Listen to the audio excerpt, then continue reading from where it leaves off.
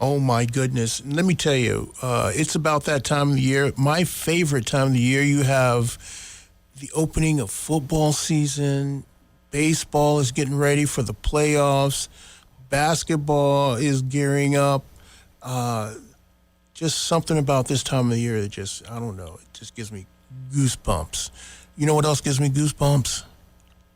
Words of wisdom and moments of meditation. And the man is here with us this morning, ladies and gentlemen, to educate us, to motivate us, and inspire us to higher ground. So without further ado, I bring to you the floor, the one, the only, T-Boz. Good morning, sir. Good morning, Mr. Williams. I hope the parachute opens. Last week was the limo. I'm trying something different for my entrance. No, only just what you want, a visually impaired guy jumping out of a plane. Anyway, oh, God. Lady Boz is like beside herself right now. No, I'm not in a plane. I'm in the classroom. Welcome in. The doors are wide open. The windows are open. The breeze is beautiful. Welcome to fall. It's not official till September 21st, but hey, we've had Goshen Fair and Bethlehem Fair. Big East starts tomorrow. Today, I'm sorry. So Big East starts today. So it's fall. By the way, the Cowboys are in first place. They're 1-0. So there you go, Jock. But I don't think the Yankees are going to be in the playoffs. They're still in fifth place down there with the Mets, who are in fourth place. You know them's fighting words, bro. Yeah. Well, I want to thank my friend Jim, because I don't know anything about baseball except that I used to strike out a lot. Now we know why. And anyway, when I said to you a couple of weeks ago, hey, the Yanks are in fifth place, I thought they were like 10, 11 teams. He said to me, Boz, that's last place. I had no idea. So anyway, come on in, everyone. Come on in. Leave the door open, Dave. Yeah, come on in. Oh, look, Muriel's back with Ginger. Hi. This is Ginger, the service dog. Did you like the show? Oh, you like Stan and the milk box. Okay. Well, thank you for coming back. Plenty of seats, everyone. Come on in. Get your notebooks, your pads provided here by WAPJ. And Jock is looking kind of autumnal. He's got his Yankee orange shirt on with the big Yankee logo and his Dallas Cowboy hat. By the way, some of you, there's a great show on Sunday morning, 9 o'clock, called the Pro Football Show. And not only does Jock Williams sing, but he will make appearances, and he knows a lot about sports. So if you like football and you like to hear great banter about guys who talk about stats and plays and teams, the Pro Football Show on this station at 9 o'clock in the morning, have it with your coffee and your Wheaties, and you may be treated to Jock Williams popping in there and sharing his views. So let's get rolling with the show. It's going to be something different again, always trying something different here. But let's get with our shout-outs, and we're going to start at the top. And first of all, just want to say a very heartfelt happy anniversary to Lady Boz, and would have been her 48th wedding anniversary with her late husband, Tim Neary. And those of you who watched the show or listened to the show last week about signs, you'll see where all this plugs in. Myself, tomorrow would have been my 39th wedding anniversary, my late wife, Lori. So a little happy anniversary in heaven there. Also want to congratulate the class of 59. They had their reunion at the Fairview Country Club in Harwinton. And a good friend of mine who's sitting right up front here, won't say who she is, sitting right up front here, and she went there, and she said to me, all the guys, she had a boyfriend, his name was Roger, all 4 years, freshman, right up to senior. But a bunch of 10 guys came up to her at the reunion and said, why didn't you go out with me? She had no clue. They were heartbroken. They wanted to go out with her, but she was with Roger. And so here these guys are. I won't say how old they are, but you can figure it out. Still heartbroken over my little big sister having one boyfriend. So congratulations, class of 59. And the same little big sister's daughter, Carla, celebrated a birthday yesterday, 53 years young. Beautiful Carla and her mom had a nice day once it cleared up to enjoy that. So we want to wish Carla happy birthday. And again, Toho Lounge tonight, Myron and the guys. It might be Bobby, it might be Dave, might be Mike on the electric guitar or someone else on stand-up bass. But whatever you're doing tonight, get done with that early. Head down to Toho Lounge, and great food, great entertainment, and all of that. So Stan, the coffee man with the milk bones. You brought a listener back in. That's great. What is it? Oh, you have mums. Oh, you're delivering mums today for Barbara's fundraiser. Oh, that looks nice on the table. So what do we have in the coffee pot, Stan? Espresso Mocha Supreme. Oh, God, it smells so good.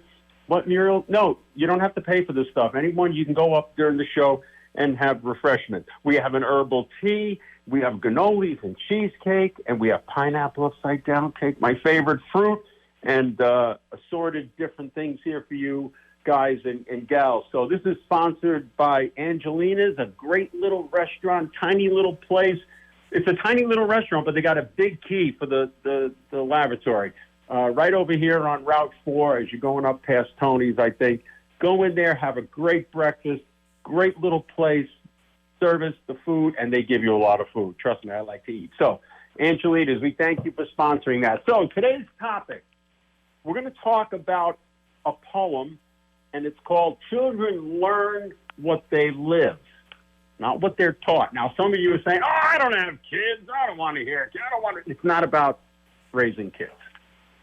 I turned it around, and we're going to go through all the aspects of Dorothy Nolte Law's 1954 poem. Now, she was born in 1924. She wrote this in 1954. She was 30 years old. She saw a need back then. So let me explain something to you, boys and girls. Nostalgia is the enemy of history. There were challenges with family life in the 50s, as there is today, little different in some aspects, but this woman saw a need for children. And so the point of the poem, and she became a psychiatrist and doctor in children's health and all of that, is that we are not born with these characteristics. These characteristics come not from genetics, but through conditions. And we hear a lot of that today. So what I did is I turned the poem around, and I'm going to ask all of you, what is the child, what did you live, and what did you become? What good characteristics did you bring into life? What are the ones, such as myself, one of my issues is controlling things. What things are you trying to change? Okay, I got very good news for all of you. You all have or had fantastic parents. I got some bad news for you. They didn't do everything perfect. Okay, and so realizing our parents' good and sometimes flaws can help us to develop to be into better people. What do we talk about a lot on this show? Improving the inner you so you can go out and improve the outer world. Okay, so the better person we are, the better person we can help and be to the world. So that's what today's show is about. So we're going to take that poem, we're going to flip it around. First, we're going to start with John, chapter 1, verse 4. I have no greater joy than this, of my children walking the truth. Boom. Isn't that wonderful? Now we were children, some of us are childlike, do we walk the truth? I mean, what John is saying is that hip thing you hear at sales seminars all the time, walk the walk and talk the talk, right? You hear people say that. So what John says here is, I have no greater joy than this, of my children walking the truth. Do we walk the truth? Do we say what we say we're going to do? Do we appreciate the things? Do we have the right integrity when we're dealing with people? Some of you used that word a couple of weeks ago. We did our show about words. So are we walking? So John's not talking about talking the truth, because talk is cheap, right? You can say whatever you want. But are you, by your actions, and myself included, you know what we say in the show, you, me, we, right? Are we, by our example, walking the truth? And we're going to get into those truths when we go through Dorothy's poem. Deuteronomy says this, I have set before you life and death, blessings and curses. Now choose life, so that you and your children may live.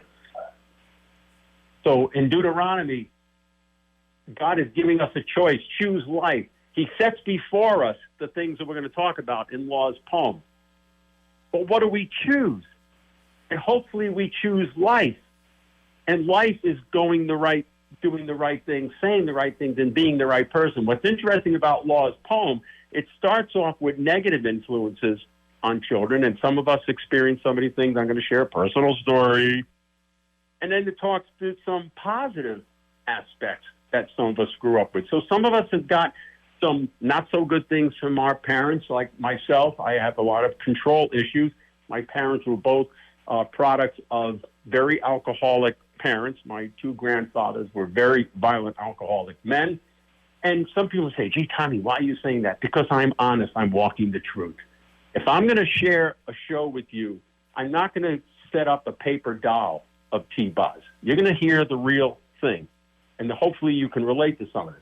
So my parents, though they didn't suffer with the drinking part of alcoholism, okay, I talk about this on the show all the time. I had a Leave It to Beaver childhood, trust me.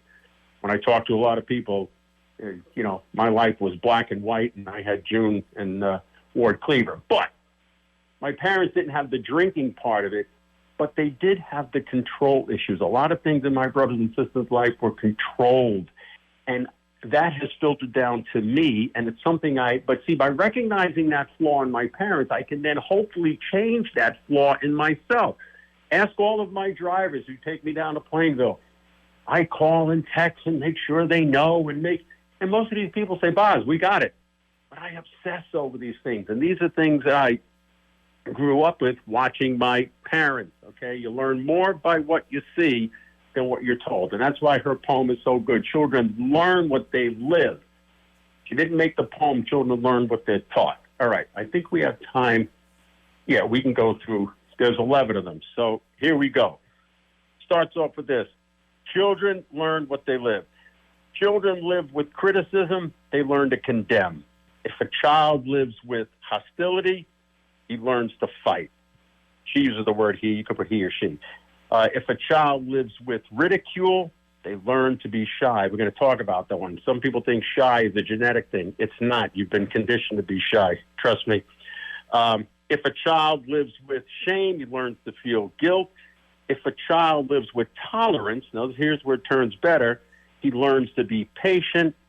If a child lives with encouragement, he learns to be confident. If a child lives with praise, he learns to appreciation. And if a child lives with justice, he learns fairness. If a child lives with security, he learns to have faith. This is 1954. You could talk about that then. And then if a child lives with approval, he learns to like himself. And the last one, if a child lives with acceptance and friendship, they learn to find love in the world. Boom. So before we go to the break, the question I'm going to ask you all is, what did you live with? And what did you learn? And what are you trying to change?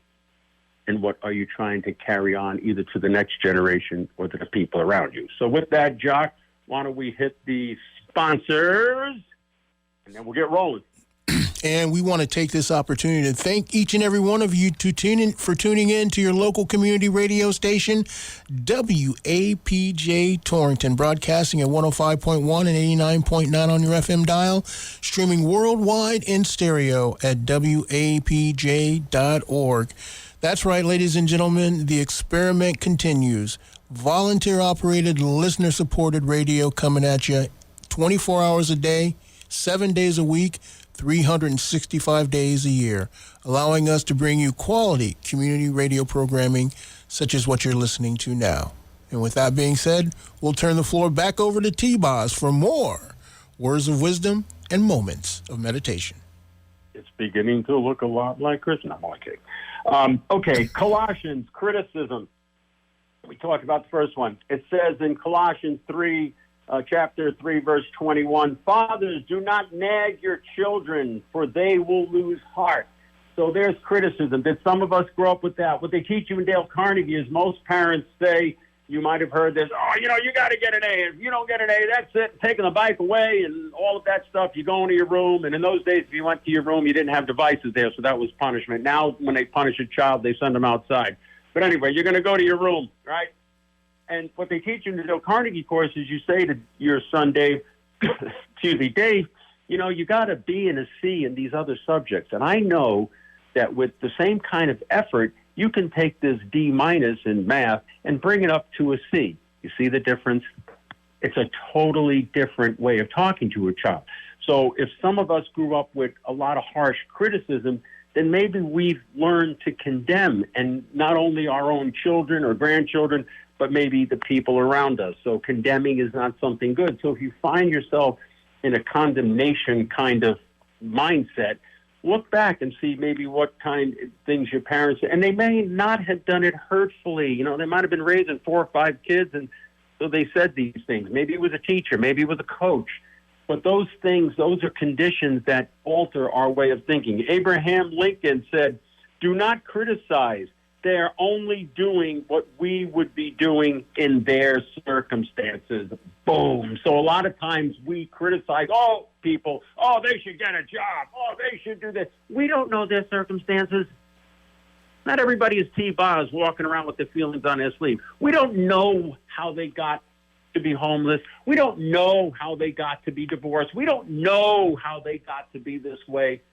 So before, like Abraham Lincoln says, we might be doing the same thing in their place. So understanding is better than criticizing, which turns into condemning. So again, and what's interesting, what Dorothy Law says, is that if a child lives, it doesn't say when a child lives, so there's a choice. Our childhood, our parents, our teachers, our coaches, whoever came away, there was a choice of how to speak to us and how to groom us for the future. So are we critics? Do we condemn? Or are we understanders? Let's go down to Ephesians. We talk about hostility. Ephesians says this, chapter 4, verse 31 to 32. Put away all bitterness, wrath, anger, along with malice. Be kind to one another. So maybe hostility, if you grew up with hostility, you learn anger. I mean, I grew up not with hostility, but my father, being Italian, and he had the agita, molto agitato, means a lot of, and a lot of times when things didn't go the right way, he might have taken his glasses off and threw them across the room, or, got upset. And so as I became a young man, I remember one time I got a ticket. I came home, I said to my wife a couple of choice words about the cop. I banged on the stove, I put a dent in it. And she said, you know what? I'm not paying for a new stove. We're going to live with that stove with that dent. And we did until my brother got rid of it when I sold him the house.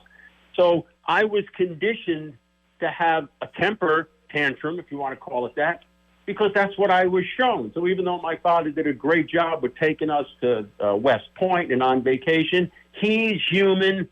He had faults. And I think it's healthy. A lot of us are walking around with stuff because we don't really face either the parents or people in our life as we see them. I use this term a lot with my friends. Don't airbrush your parents in. See them as they are, love them as they are, and then you change. You can't change people. You can only change yourself. So Ephesians tells us to put away all malice.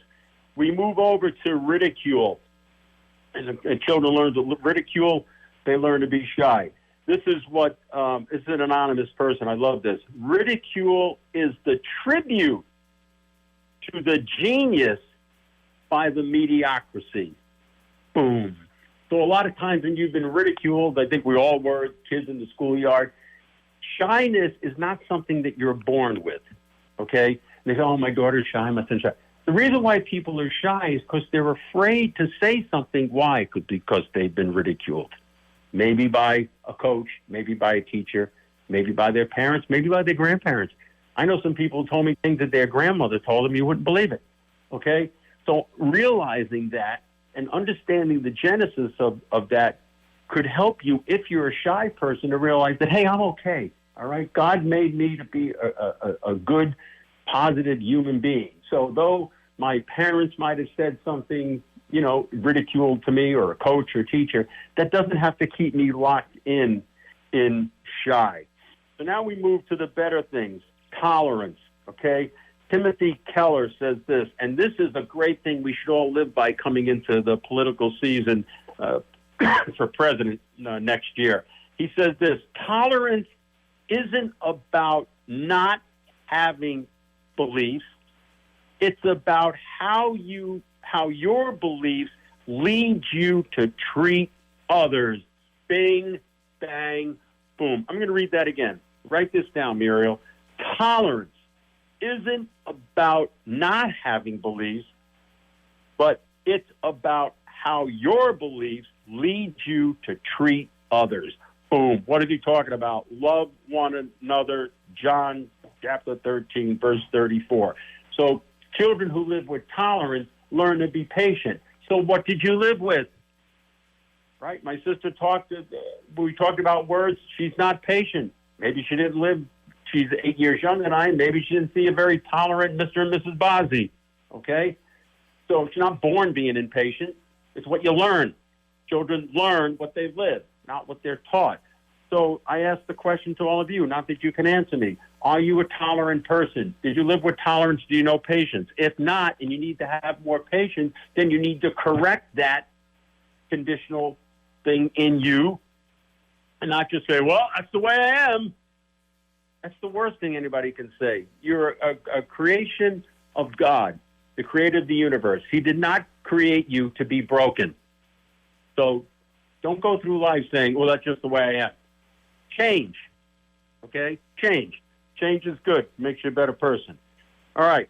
Now we move into confidence. Now this is the best. Children who live with encouragement have confidence. This is the best confidence quote I think I've ever read in my whole life. And she says this. Her name is Maya Angelou. All right? If that's how you say it. She says, I cannot change. The sun came in. I cannot be changed by what happens to me, but I refuse to be reduced by it. Boo. I can't see. We talk about that all the time. Do I like it? No. Does it bother me? Yes. Do I get bummed out once in a while? Yes. Ask Lady Boz, ask my friend Fred, Lucille, a bunch of other friends. But I will not be reduced by it. When I get in that square Saturday night, I got a sticker on my shirt that says, visually impaired, blind, I don't care. And I dance my brains out because I will not be reduced by it.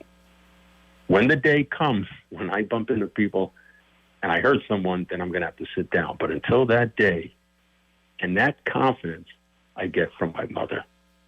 I talked about the bad things about my parents, talk about the good things. My mother could have been at the Battle of the Little Bighorn, and she would have said to Custer, we got a way out.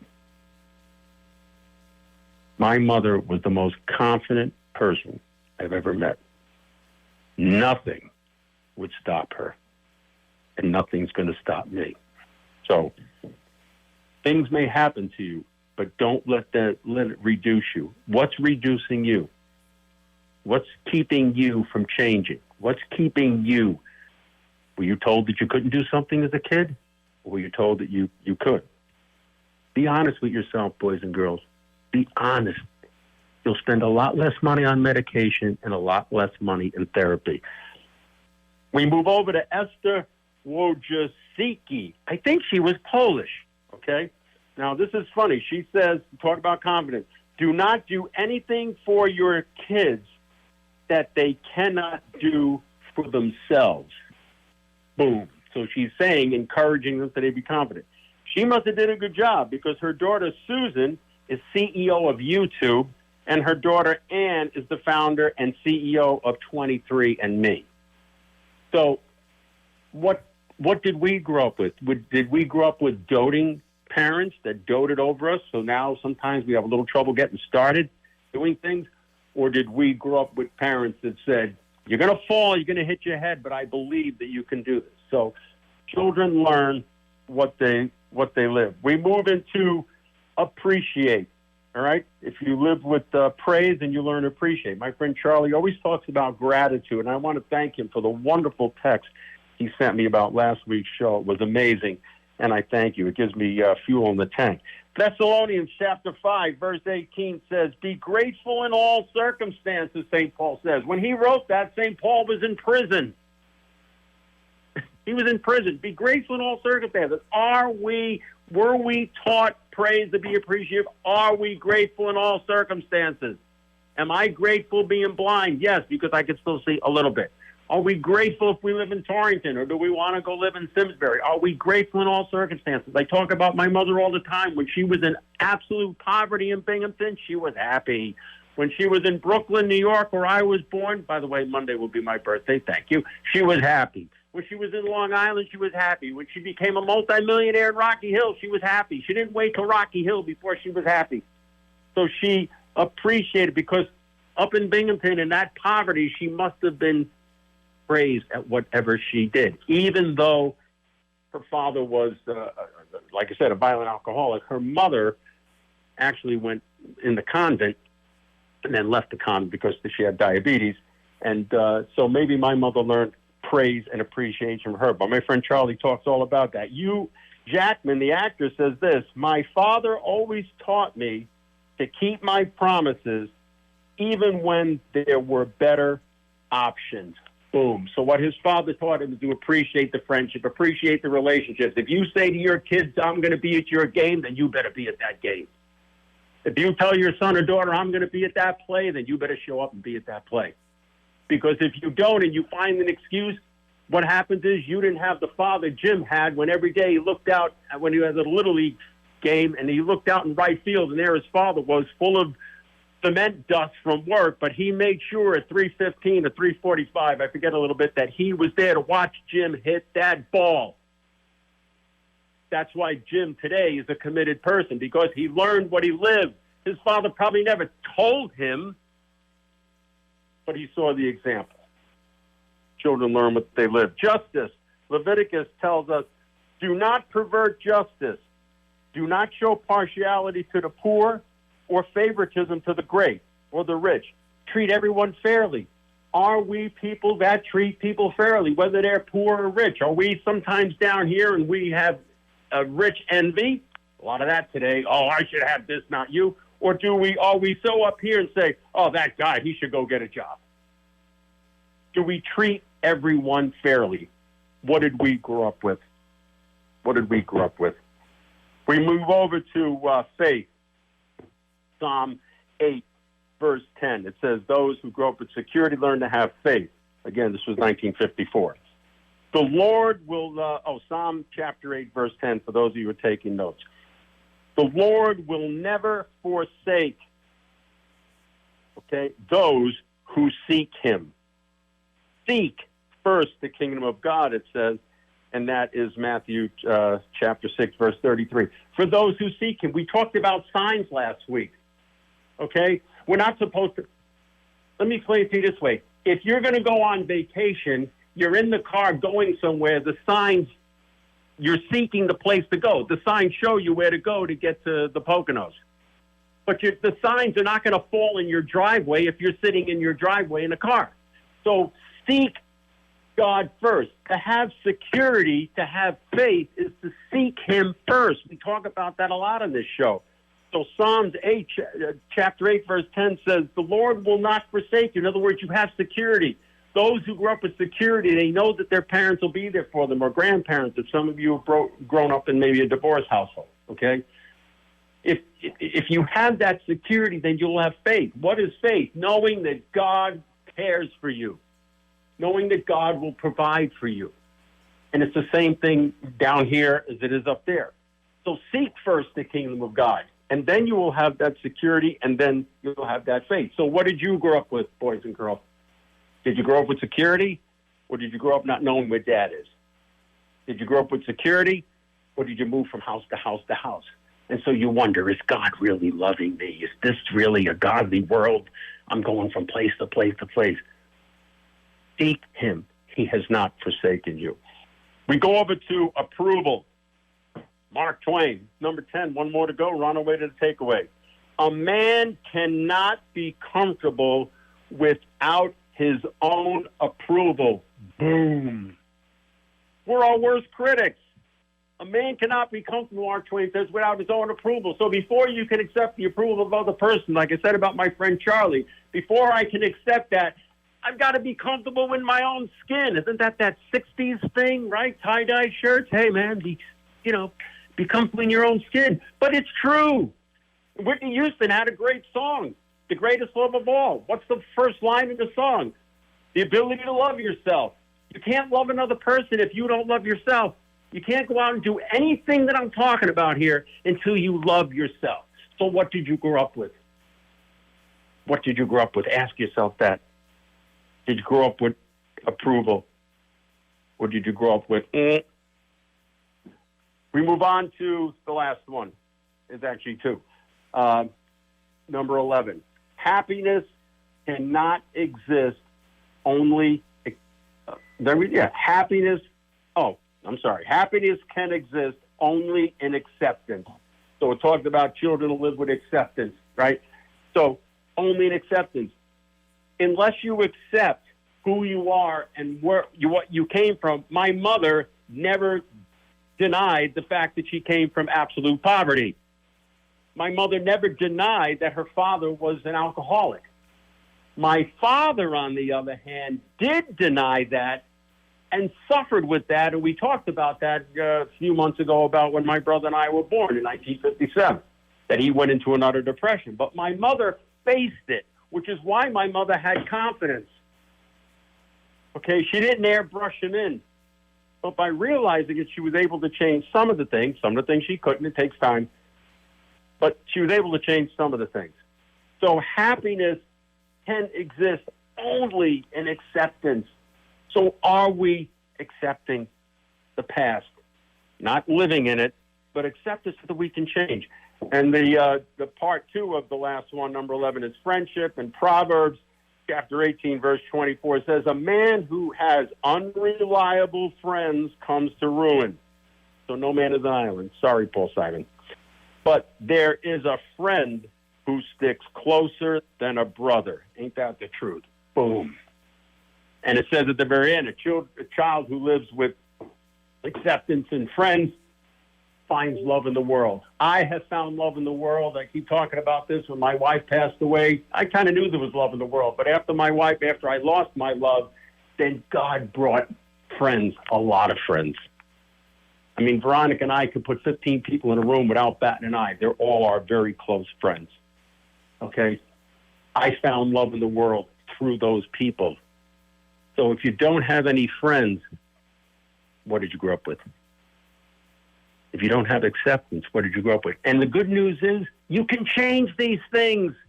Don't think, like I said 10 seconds ago, this is the way I am. We talk about this on the show all the time. You have the Spirit, God with us, Emmanuel, right? Christmas is coming up. That means God with us. You have the Creator of the universe inside of you. You can change or you can improve.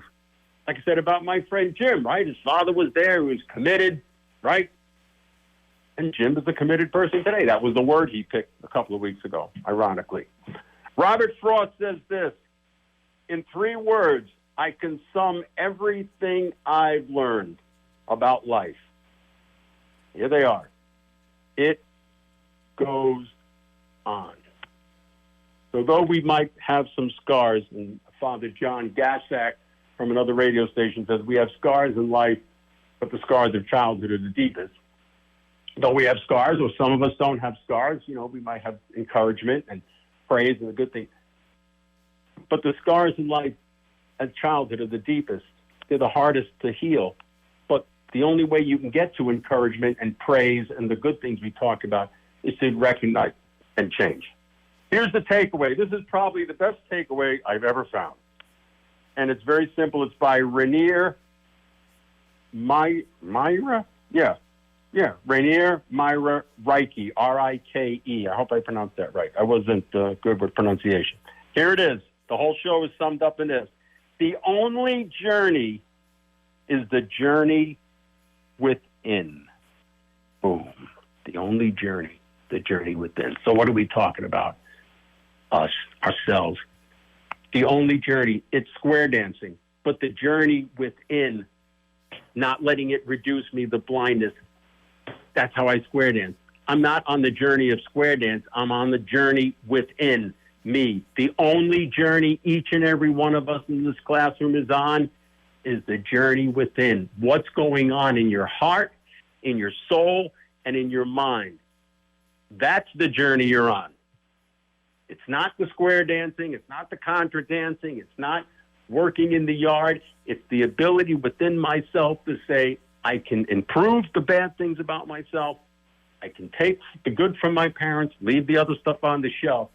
And it's the journey within. Each and every one of you are on a journey within. And you have the power of the Holy Spirit and the God of the universe to help you create a better world by fixing some of those things and some of the good things, sharing them with the people you love. Jock, we have a great song, so why don't you tie a quick bow? And it's Friday Eve, beautiful autumn weather. The fairs are all around us. Get out there and get a part of it. I think the only bow that I can tie on that is amen. Thank you. And thank you once again for enlightening us and just reminding us of the resources that we have. And that's the choices that we have. And there's power in those choices. And that's the true freedom. And once we realize that, it helps us to have that frame of mind where no matter what we're dealing with in life, no matter how tough it is, we know that we can get through it. So once again, you light the pathway, and we appreciate it. It's a pleasure to do my show. Thank you, everyone, for sharing your Thursday morning with me. Shake the dust of the first part of the week off. It's a new beginning. Go out there and do what God wants you to do. Enjoy the beautiful weather. Get out and see the fairs. Have the curly fries and all of that. You won't die. And I will be back next week, and we'll go from there. Jock, thank you for having me on. Have a great rest of your day.